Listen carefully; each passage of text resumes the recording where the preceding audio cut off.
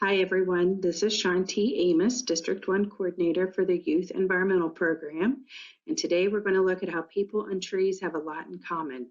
Trees can communicate, they have feelings, and each one is unique. So in this slide, we have an image that is divided in two.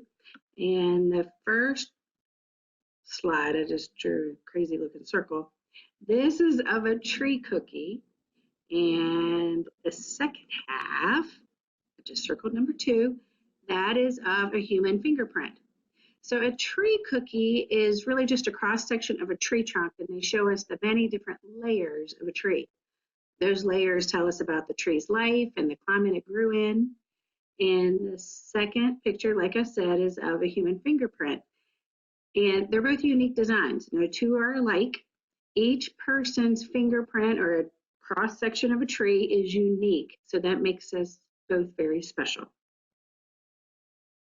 So what other physical characteristics do we have in common with trees?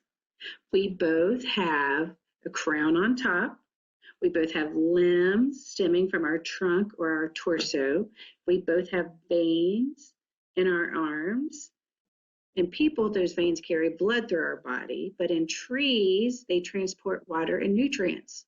We both have skin to protect us, and trees use bark to protect them. Trees and humans have a symbiotic relationship. Trees breathe just like we do. Trees and people have an interdependent relationship. For example, we breathe in oxygen and breathe out carbon dioxide, and trees, on the other hand, they take in the carbon dioxide and release oxygen. So on this slide, we have an image of a tree leaf. It's the underside of a tree leaf, and it's magnified. And it's illustrating that just like people, we all have a mouth. I bet you didn't realize that trees also have mouths. They have thousands of them versus we have one. And they use them to breathe. And just like us, if we close our mouth, we can still breathe because we can breathe in through our nose. And just like a tree, if they drop their leaves, they can still breathe through their bark and through their roots. They're very efficient at creating oxygen. Every day, one tree produces enough oxygen for 4 people. This is an image of human lungs up top here. I don't know if you can see me coloring it in. This is an image of, like I said, the human lung, and this is an image of a tree. And look at the root system on that tree. It's really interesting how the tubular branching pattern of our lungs resembles the root system of many trees. This is just another image of the human lung. You can see it on the left side of the picture and a tree canopy on the right side. It's just a nice comparison to see how the images are similar and favor one another. Both trees and people need food and they need rest. Trees get their food by a process called photosynthesis, and that's where they use the energy of the sunlight, to convert carbon dioxide and water into simple sugar, glucose. And that is how trees eat. They also need rest. There's a recent study done, and scientists discovered trees need their rest, and they were able to prove this by using laser scanners to measure the movement of tree branches, and discovered the branches of birch trees drooped 8 to 10 centimeters during the night. And those branches would move to their lowest point right before sunrise. They're still trying to figure out if this happens due to the tree's own inner rhythm, their circadian rhythm, or is it due to sun rays? Is it a combination of both of these factors that are inducing sleep? But there's lots of evidence that shows that tree branches do droop during the night. Both people and trees are comprised of mostly water, and we rely on it to survive. Most trees are made up of about 50% water, and adults are made up of approximately 60% water. So without water, life as we know it would not be possible for people, trees, anything. We both get sick, both people and trees.